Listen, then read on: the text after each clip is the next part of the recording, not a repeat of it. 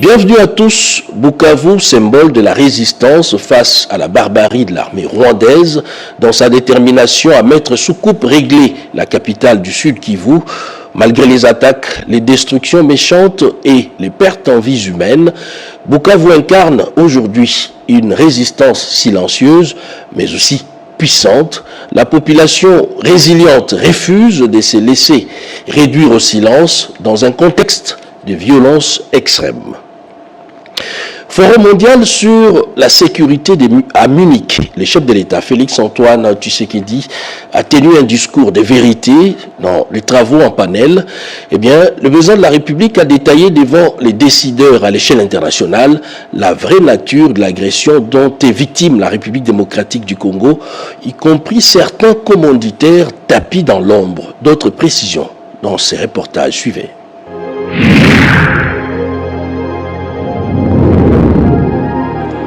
La crise sécuritaire et humanitaire en République démocratique du Congo était au menu des échanges à la conférence de Munich sur la sécurité internationale. Il était temps, diront certains, car ça fait 30 ans que cette tragédie perdure à l'ombre de l'actualité mondiale.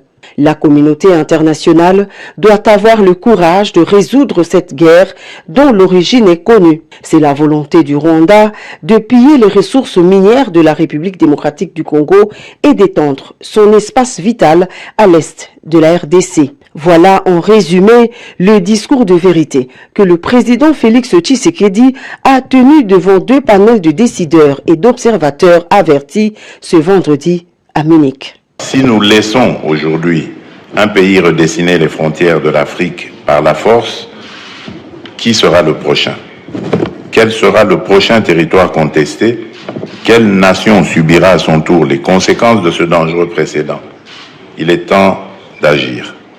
La République démocratique du Congo est un État souverain et comme tout État souverain, elle a le droit et le devoir de défendre son intégrité territoriale et de protéger son peuple. Face à l'agression qui nous est imposée, nous userons de tous les moyens à notre disposition pour restaurer la paix et garantir la sécurité de notre nation. Je le dis encore ici, nous n'accepterons plus que notre pays serve de champ de bataille aux ambitions prédatrices de certains de nos voisins. Nous ne tolérerons plus que nos ressources stratégiques soient pillées au profit d'intérêts étrangers, sous le regard complice de ceux qui se nourrissent du chaos. Bref, pour résoudre cette guerre, les dirigeants du monde connaissent la solution. Seul leur manque la volonté politique de se mettent debout pour réagir. Parce que se taire, il risque d'être considéré comme être complice de la barbarie qui sévit actuellement en République démocratique du Congo. Donc je compte sur chacune et chacun d'entre vous ici qui a le moindre petit pouvoir, soit de passer un message ou soit de prendre une décision à son petit niveau, quel qu'il soit. Ce serait une contribution symbolique, une contribution qui apporterait peut-être des solutions au drame que vivent nos populations à l'est de la République démocratique du Congo. Concernant un éventuel dialogue direct avec le M23, le chef de l'État a été clair, il s'agit d'un leurre et d'une option impossible. Ce n'est pas une question d'ego, une question d'orgueil ou d'arrogance lorsque nous refusons de parler directement avec le M23. D'abord, la première raison, c'est parce que le M23 a massacré des populations et a bombardé des camps de déplacés où il y avait des femmes et des enfants. Ils ont été massacrés. Donc pour nous, c'est un mouvement terroriste. Et on ne négocie pas, on ne discute pas avec les terroristes. La deuxième raison, c'est parce qu'il y a le processus de Nairobi. Le processus de Nairobi règle la question des groupes armés. Et donc, le M23 étant un groupe armé, il est logé à la même enseigne que tous les autres groupes armés évoluant en République démocratique du Congo. Et il doit avoir le même traitement, donc il doit rentrer dans ce cadre. La troisième raison, c'est parce que le M23 est un mouvement, j'allais dire, qui est vide de contenu. C'est en fait un supplétif du Rwanda. Le M23 est une sorte de paravent que le Rwanda met, mais en réalité, derrière, c'est l'armée rwandaise et donc le Rwanda qui se bat. La preuve de ce que je dis, c'est que dans le processus de Luanda en Angola, nous avons discuté avec le Rwanda. Si le Rwanda n'avait rien à voir dans ce conflit, pourquoi est-ce qu'il répondait aux invitations du facilitateur pour discuter avec la République démocratique du Congo? Et enfin, c'était aussi l'occasion de démasquer la vraie nature de l'AFC, l'autre composante de la rébellion. Je n'ai absolument pas l'impression que l'opposition qui a pris les armes, qui a fomenté avec le Rwanda ce coup contre la République, est dans son bon droit. D'ailleurs, la preuve, c'est que les vrais commanditaires se cachent. Et le vrai commanditaire de cette opposition, c'est mon prédécesseur, c'est Joseph Kabila. Mais il ne l'avoue pas, il n'assume pas ses actions. Il y a donc deux composantes de la coalition qui attaquent la République démocratique du Congo. D'un côté, les terroristes du M23, une coquille vide et une marionnette du Rwanda. De l'autre, l'AFC, une création de Joseph Kabila. Voici les deux facettes du mal qui veut détruire la République démocratique du Congo. Mais ils ne réussiront pas leur œuvre macabre, car le peuple congolais ne se laissera pas faire. La défense de la patrie est un devoir sacré.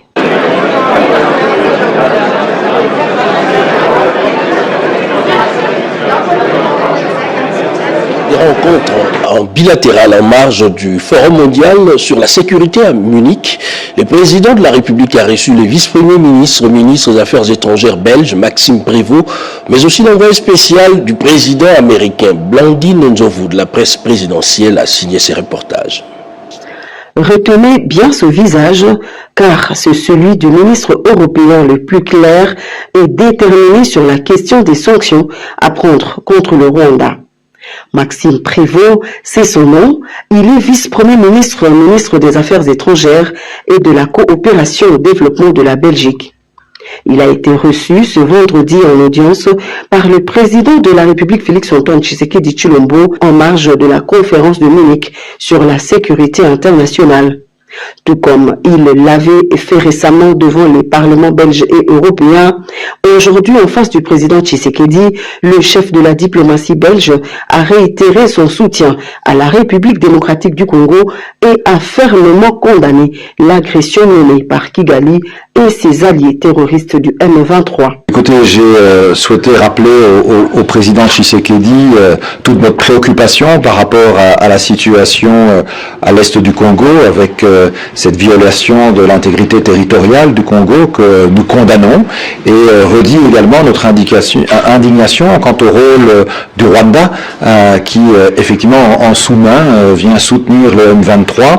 La Belgique a de longue date condamné cette posture. Je le fais à nouveau et je veillerai d'ailleurs à solliciter que, au-delà de l'indignation en parole, on puisse aussi joindre les actes par des gestes concrets. La démarche de la Belgique est loin d'être isolée car l'on constate que l'option de sanctions ciblées contre Kigali convainc de plus en plus d'autres capitales européennes. Pour Maxime Prévost, il s'agira d'abord de déclencher la suspension du dialogue politique et sécuritaire avec le Rwanda et ensuite d'annuler le protocole d'entente sur les matières premières critiques entre l'UE et le Rwanda. Du reste, pas plus tard qu'hier, le Parlement européen, dans une très large majorité, a adopté une résolution pour demander la suspension aussi de l'accord sur les minerais. Je pense qu'on doit pouvoir envisager une large palette d'actions et de sanctions. Et j'ai moi-même d'ailleurs demandé, dès lors que je suis également en charge, pas seulement des affaires étrangères, mais également de la coopération au développement, que l'on puisse analyser dans quelle mesure mettre un terme aussi au programme de coopération au développement que la Belgique entretient maintenant avec le Rwanda, parce qu'il faut que la pression diplomatique, que la réaction internationale s'intensifie pour s'assurer d'un réel cessez-le-feu sur place. Plus tôt dans la journée, le chef de l'État Félix Antoine Tshisekedi Tshilombo a reçu Richard Grenell, envoyé spécial du président américain Donald Trump en charge des missions spécifiques. Ces échanges ont porté sur la paix, la sécurité et la stabilité dans la région des Grands Lacs. C'est ce qu'on appelle avoir des mots justes pour peindre une situation plus que dramatique. Devant le Conseil de paix et de sécurité de l'Union africaine, la première ministre Judith Suminwa a évoqué les sujets sur la guerre d'agression dont est victime la République démocratique du Congo de la part du Rwanda, des propos à charge que le président rwandais Paul Kagame n'a pas su supporter et figurez-vous, il a pris la porte. Chimène Dondo. L'occupation illégale de territoire congolais par les troupes rwandaises, sous couvert du groupe terroriste M23, constitue un acte de guerre et une menace pour la stabilité de toute la région, a déclaré la première ministre de la RDC Judith Suminwa Tuluka lors de la réunion du Conseil de paix et de sécurité de l'Union africaine. Son intervention a résonné comme un cri de cœur pour la souveraineté de la RDC, résistant à l'agression extérieure et a provoqué une onde de choc, notamment chez le président rwandais Paul Kagame, qui a acculé par sévérité n'a eu de choix que de quitter la séance. La chef du gouvernement de la RDC n'a pas hésité à accuser le Rwanda d'engendrer une nouvelle rébellion, l'AFC, visant à renverser le gouvernement congolais. Excellence, Madame, Monsieur le chef d'État et le gouvernement. L'histoire de Congo, face à l'agression d'un État membre en Congo, l'Union africaine a été à la hauteur de ses principes où elle a failli à sa mission. Alors que le Parlement européen, j'aimerais voter à une écrasante majorité de résolutions contraires qui condamnent le Rwanda pour sa violation de la souveraineté de la République démocratique du Congo, ainsi que son implication dans le pillage et l'exploitation illégale de ressources naturelles de la République démocratique du Congo, assortie des sanctions, y compris la suspension de la part du Rwanda, l'Afrique ne peut pas se permettre d'être spectatrice de sa propre désapplication. Chaque mécanisme présent, c'est que la raison dans la Congo aujourd'hui peut devenir la raison contre un autre demain. Tolérer la guerre, c'est le rapport à d'autres ambitions déstabilisatrices ailleurs sur notre continent. Nous parlons en fait de l'Afrique qui parle de seule voix, d'unité africaine, de solutions africaines aux problèmes africains. Mais que va le passé, si lorsque l'un de nous est attaqué, nous choisissons le silence. Alors le monde africain pour le courage de dire. Excellence, la République démocratique du Congo est marquante. Mais il est de votre responsabilité d'empêcher que cette guerre devienne une précision fatale pour toute l'Afrique. Est-ce que cela va être au gouvernement 2025? Judith Suminwa Tuluka a fait entendre la voix de son pays avec une intensité et un engagement décisif, plaçant les enjeux sécuritaires et humanitaires de la RDC au cœur du débat de l'Union africaine. Il faut des sanctions exemplaires contre le Rwanda. Le ministre de l'intégration régionale, Didier Manzenga, dans la suite de la première ministre à la 38e session ordinaire de l'Union africaine, reprend ici les grandes lignes de ce qui a été dit sur place. Il est au micro de nos reporters. Suivez. Madame la première ministre, Judith Tuluka Suminwa, qui a présenté brillamment la situation qui prévaut à l'est de la République démocratique du Congo. Et nous avions clairement cité le Rwanda qui accompagne ce mouvement de M23 et la situation aggravante à Goma et notamment aussi au Sud Kivu. Le Conseil de paix et sécurité a pris acte de cette déclaration, aussi a pris acte de décisions prises au niveau des communautés régionales et sous-régionales, je cite la SADC, CAC et EAC. Tous les participants ont exprimé leur solidarité à la République démocratique du Congo. Et il a été demandé un cessez-le-feu immédiat et il a été demandé au Rwanda de retirer ses militaires dans le sol de la République démocratique du Congo et il a été demandé d'ouvrir le couloir humanitaire pour permettre à l'assistance des biens atteindre la population et aussi de se donner au dialogue dans le cadre de la mission de facilitation de Luanda et de Nairobi. Voilà ce qui a été comme l'objectif et surtout ce qui nous concerne comme la RDC par rapport à l'agression que nous subissons de la part du Rwanda. Banderole déroulée, visage grave et l'on navigue entre colère et résilience.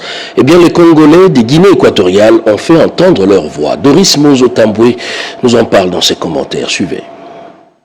La communauté congolaise de la Guinée équatoriale a manifesté en guise de soutien au FARDC et au président de la République Félix Antoine Tshisekedi Tshilombo. La République démocratique du Congo, attaquée depuis plusieurs années par le Rwanda, connaît un pillage systématique de ses ressources et des viols des femmes et de jeunes filles. La communauté congolaise de la Guinée équatoriale s'est réunie pour remercier le président en exercice de la CEAC pour avoir convoqué des réunions pour faire face à la crise humanitaire et à ce conflit armé. Le président de la communauté congolaise salue le sommet de chefs d'État et de gouvernement de la CEAC à Sipopo et au cours duquel tous les chefs d'État ont fermement condamné le Rwanda pour avoir attaqué la République démocratique du Congo et lui ont ordonné de quitter le territoire de la République démocratique du Congo.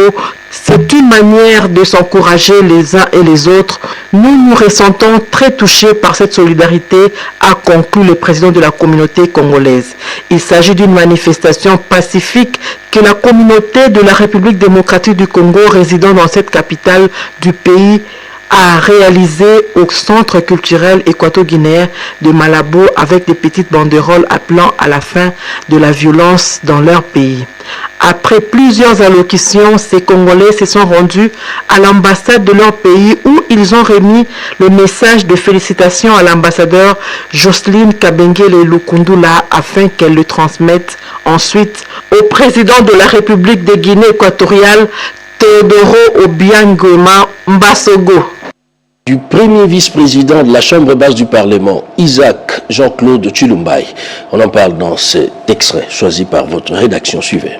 Avec l'autorisation de l'honorable président de l'Assemblée nationale, l'honorable Vital Kamerhe, pour parler à notre population, nous comme représentants élus de ce peuple, rappeler que nous avons tous vu des messages préparés dans les officines de nos ennemis et de ceux qui combattent la République, lesquels messages incitent à profaner les lieux de culte en ce jour du dimanche de demain. Je rappelle que ces messages sont des messages des ennemis. Nous, ici au Congo, nous sommes un État démocratique. Nous sommes un État où les libertés s'exercent pleinement. Et l'une de ces libertés, c'est la liberté de culte. Parce que nous sommes un État laïque, chacun peut se livrer à cet exercice comme il le veut. Comme il ne le veut pas, il peut s'abstenir. On n'a invité personne dans des églises de force et nous n'avons pas besoin que quelqu'un se lève demain dimanche pour aller perturber la quiétude de ceux qui ont choisi de glorifier leur Dieu. Et cela concerne toutes nos églises, l'église catholique, les églises protestantes autant, l'islam, les églises de réveil. Parce que le droit à la différence est l'un de nos droits consacrés. Il est autant consacré par notre constitution. La tolérance, elle est une règle d'or dans la démocratie. Et donc, il faut que demain, tous ces gens qui lancent ces messages les arrêtent dès ce soir et que nous insistons auprès de notre population que chacun se rende à sa prière comme d'habitude. Je le ferai autant. Je vais aller à ma messe du matin et que notre population doit rester vigilante pour que tout celui qui tenterait de perturber la quiétude des lieux de culte soit interpellé, jugé et condamné sévèrement. Et cela vaut autant pour le respect dû aux serviteurs de Dieu, qu'ils soient catholiques, protestants et autres. Nous refusons donc d'exprimer nos différences par la violence. Et ce que j'ai dit est aussi la culture de notre président de la République. Et donc, il n'est pas de notre ADN et de notre culture de recourir à la violence pour exprimer nos différences et nos mécontentements lorsqu'il y en a. Nous vous demandons donc de rester calme, de ne pas subir l'influence de ces messages de nos ennemis, ceux qui agressent le Congo, qui sont aujourd'hui en train d'utiliser certains esprits faibles parmi nous pour tenter de créer la psychose dans la population. Et demain dimanche, une journée ordinaire. Pas des marches, la ville, l'autorité provinciale est formelle. Ici à Kinshasa, eh bien, la discipline, c'est le mot d'ordre lancé par le secrétaire général de l'UDPS aux militants du parti présidentiel. Alain Bikaï nous en dit un peu plus. En chef des troupes, le secrétaire général faisant office du président intérimaire de l'UDPS a saisi l'occasion pour recadrer les responsables des parlementaires debout, des communicateurs et des motocyclistes. Sur un ton ferme, Augustin Kabouya a conscientisé les responsables de ces structures informelles du parti sur les enjeux de l'heure. Dans un contexte d'invasion rwandaise sur les sols congolais, les membres de l'UDPS ne peuvent pas se comporter comme des électrons libres ou des membres des partis de l'opposition, a-t-il insisté. Selon Augustin Kabouya, toute manifestation populaire ou déclaration publique doivent requérir l'autorisation préalable de la hiérarchie du parti, sinon tout celui qui s'hasardera à s'attaquer aux édifices religieux ou insulter les responsables des institutions sera considéré comme l'ennemi de la République. Et il répondra de ses actes devant les instances compétentes.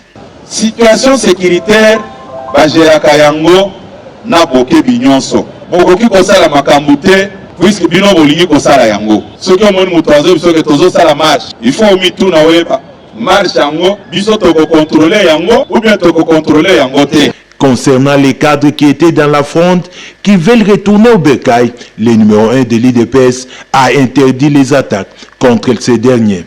Pendant cette période, un vrai combattant de l'UDPS doit collaborer avec les services de sécurité et soutenir les efforts du commandant suprême de FARDC et nos vaillants combattants au front.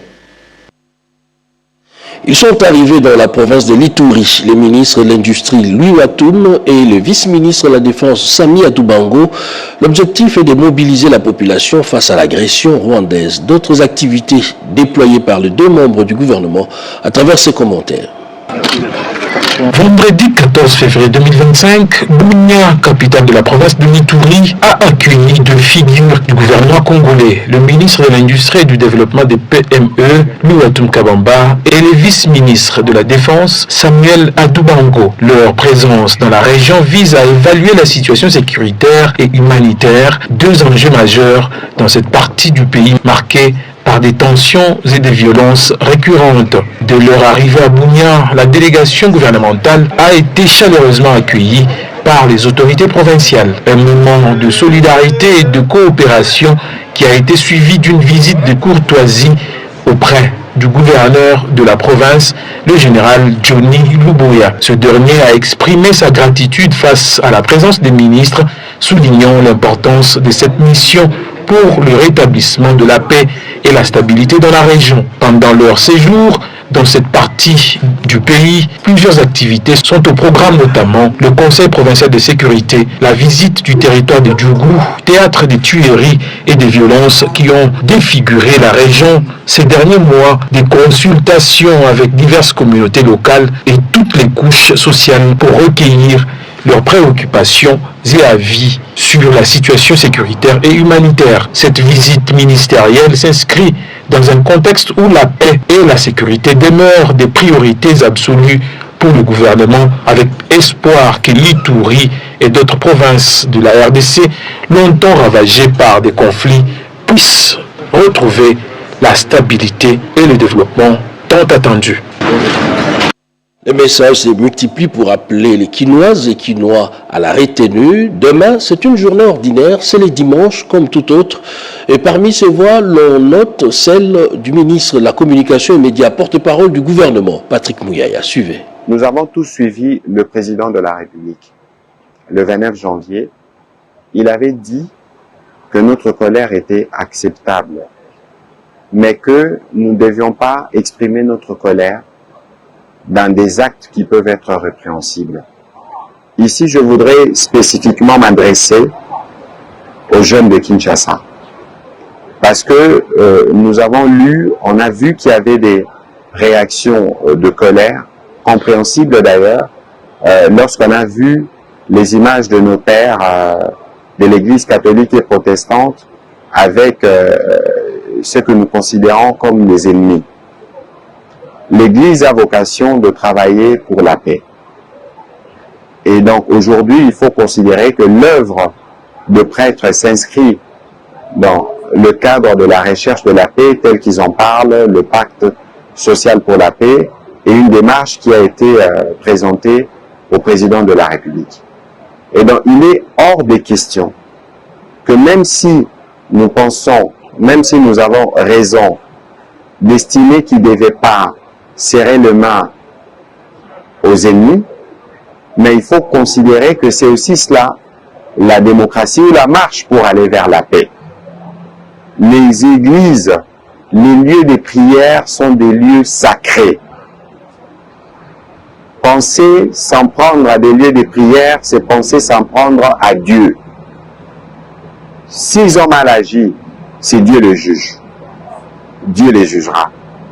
Mais ce serait inacceptable que des gens s'élèvent pour aller perturber, et pour penser même perturber les services religieux un jour de dimanche.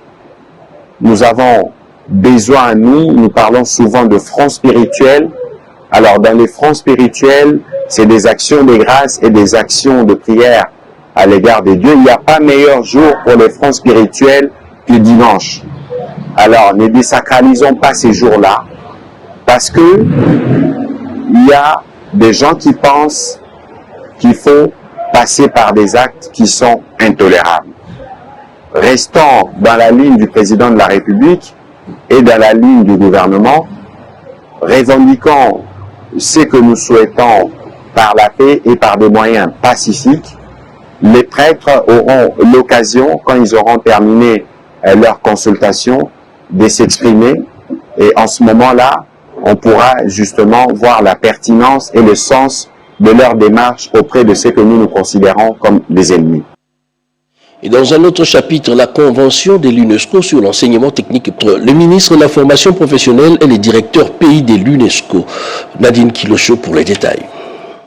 En présence du professeur Cyril Moussila, délégué permanent adjoint de la République démocratique du Congo auprès de l'UNESCO, M. Marc Ekila, Likombo et Barreto ont discuté des projections à prendre en compte après cette ratification qui est une première pour la République démocratique du Congo, preuve de la volonté politique du chef de l'État Félix Antoine Tshisekedi Tshilombo qui met le secteur de la formation professionnelle en première option pour la création de l'emploi, une politique que salue le directeur pays de l'UNESCO. La convention vient d'être ratifiée. Nous aurons besoin de faire le dépôt des instruments de ratification au niveau du siège de l'UNESCO. Et ensuite, on a besoin maintenant de commencer à travailler en ce qui concerne la suite. La coopération avec l'UNESCO est maintenant renforcée, mais aussi les opportunités pour la RDC d'accroître la coopération internationale en ce qui concerne la formation professionnelle et pour nous développer son système d'enseignement et formation technique et professionnelle. Pour le professeur Cyril Moussila, délégué permanent adjoint du gouvernement, cette ratification fait de la RDC le 6e pays au monde qui va apporter beaucoup plus au pays, surtout en termes de financement des projets. Coup sur coup, la RDC vient de ratifier une convention. L'année dernière, c'était la ratification sur la culture et cette année, c'est la ratification sur l'enseignement professionnel. C'est un grand plaisir.